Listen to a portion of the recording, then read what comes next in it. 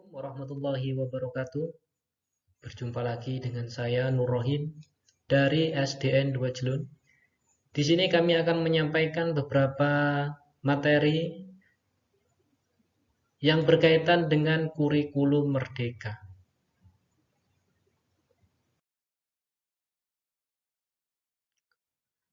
Apa itu kurikulum? Kurikulum adalah salah satu komponen penting dalam sistem pendidikan nasional. Kurikulum berperan sebagai pedoman dan acuan dalam proses pembelajaran. Selain itu, kurikulum juga mempunyai fungsi sebagai berikut. 1. Mewariskan nilai dan budaya masyarakat yang relevan. Mengembangkan sesuatu yang dibutuhkan murid saat ini dan masa depan. Menilai dan memilih sesuatu yang kontekstual sebagai kontrol sosial. Sebagai seorang guru, selain kita harus memahami pengertian dan fungsi kurikulum, kita juga harus mampu mengembangkan kurikulum itu sendiri. Dalam mengembangkan kurikulum, ada 3 komponen yang harus kita perhatikan, yakni tujuan pembelajaran, panduan pedagogik, dan panduan asesmen.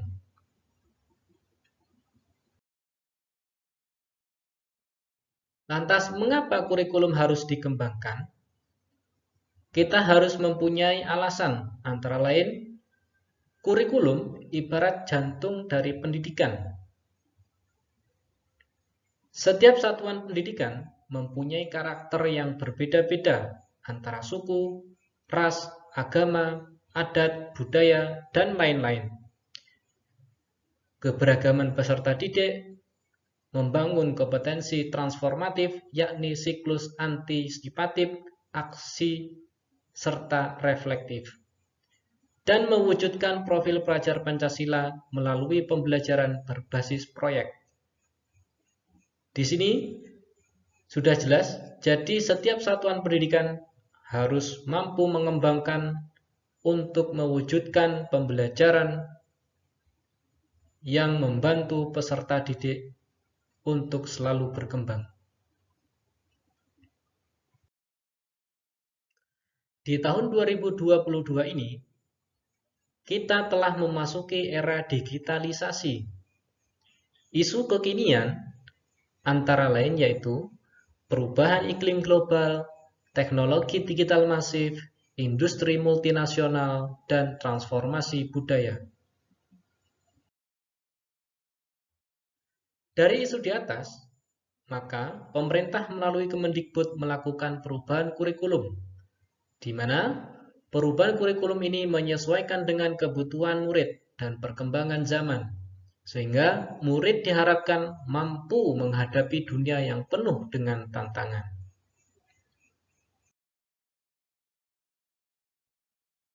Menurut Ki Hajar Dewantoro, pendidikan adalah menuntun segala kekuatan kodrat yang ada pada anak, sehingga mereka dapat mencapai keselamatan dan kebahagiaan yang setinggi-tingginya, baik sebagai manusia maupun anggota masyarakat. Guru mempunyai peran yang sangat vital dalam implementasi kurikulum merdeka. Oleh sebab itu, kita sebagai seorang guru harus mengetahui dan memahami perubahan kurikulum merdeka demi menuntun kodrat anak.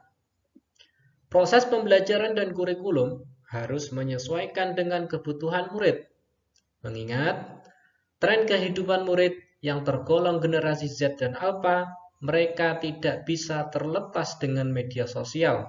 Maka, guru juga harus beradaptasi dengan memanfaatkan media untuk kegiatan belajar positif.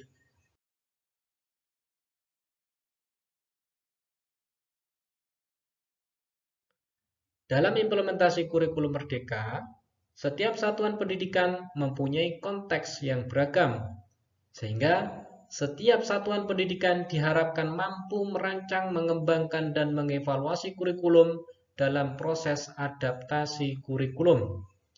Adaptasi kurikulum inilah yang kita kenal sebagai KOSP. Apa itu KOSP? KOSP adalah singkatan dari Kurikulum Operasional Satuan Pendidikan. KOSP merupakan bentuk adaptasi kurikulum di tingkat satuan pendidikan dengan mempertimbangkan segala aspek yang ada di lingkungan dan kebutuhan belajar murid. Dengan adanya KOSP, diharapkan satuan pendidikan dapat memberikan pembelajaran sesuai kebutuhan belajar murid untuk mencapai keselamatan dan kebahagiaan.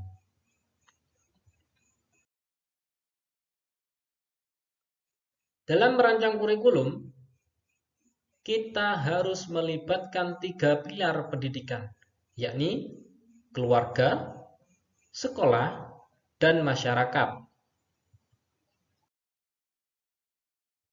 Dalam merancang kurikulum KOSP, kita harus mempertimbangkan beberapa opsional, antara lain tujuan pendidikan nasional, profil pelajar Pancasila, struktur kurikulum, prinsip pembelajaran dan asesmen, serta capaian pembelajaran. Selain itu, visi dan misi sekolah juga harus terintegrasi dengan kerangka dasar kurikulum operasional satuan pendidikan. Kurikulum dalam pembelajaran. Setiap satuan pendidikan mempunyai kewenangan untuk mengevaluasi KOSP di akhir semester secara berkala, mengingat kurikulum bersifat dinamis yakni dapat mengikuti perubahan zaman dan kebutuhan satuan pendidikan. Komponen evaluasi kurikulum. Dalam mengevaluasi kurikulum, hendaknya ada beberapa komponen yang dapat kita evaluasi, antara lain visi misi dan tujuan sekolah, ATP, modul ajar, media, dan asesmen.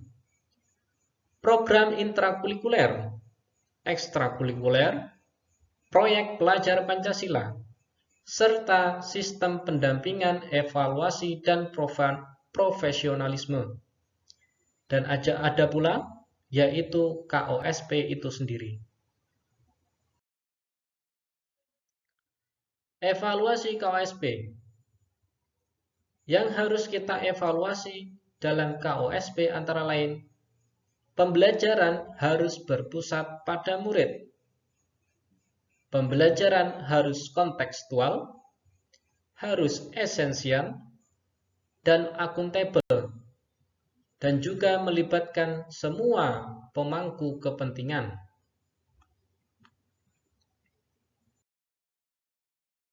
Ini kita akan membahas tentang pembelajaran paradigma baru.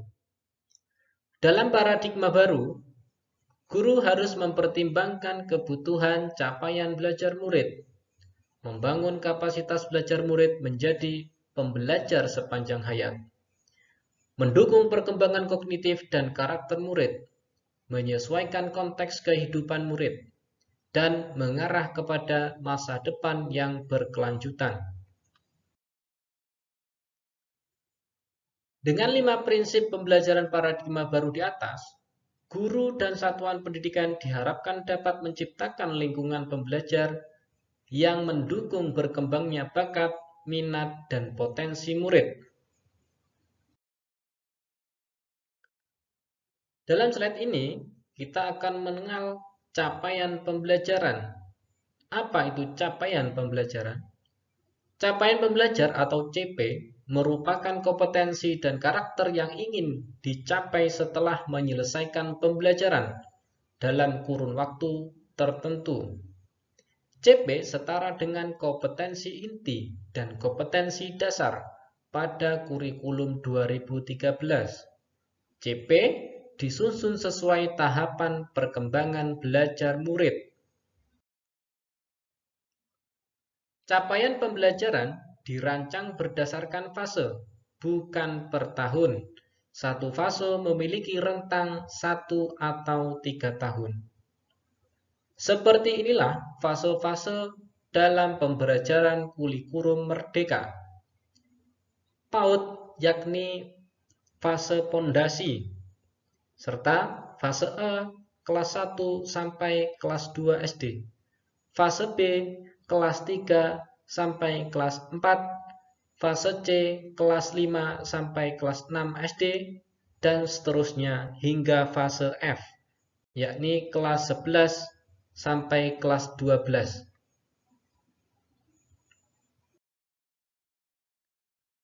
Mengapa fase itu diadakan? Fase memberikan rentang waktu yang lebih leluasa kepada murid untuk menguasai kompetensi, memberikan waktu yang lebih fleksibel kepada guru, dan menyusun strategi pembelajaran sesuai dengan kemampuan belajar murid. Capaian pembelajaran memuat dua hal, yakni kompetensi inti dan konten esensial. Konsep dasar penyusunan capaian pembelajaran menggunakan teori belajar Piaget dan teori belajar konstruktivisme. Tiba pada slide capaian pembelajaran dalam kurikulum. Capaian pembelajaran atau CP menjadi acuan dalam pembelajaran intrakurikuler. CP diturunkan menjadi tujuan pembelajaran. Dari tujuan pembelajaran yang tersusun sebagai sebuah alur untuk satu fase disebut alur tujuan pembelajaran. Sehingga alur tujuan pembelajaran digunakan untuk menentukan modul ajar atau RPP. Bisa kita lihat pada gambar di samping, kurikulum berada di posisi yang paling atas. Dari kurikulum diturunkan menjadi capaian pembelajaran atau CP, diturunkan lagi menjadi alur tujuan pembelajaran atau ATP, dan kemudian diturunkan lagi menjadi modul ajar atau setingkat dengan rencana pembelajaran atau RPP.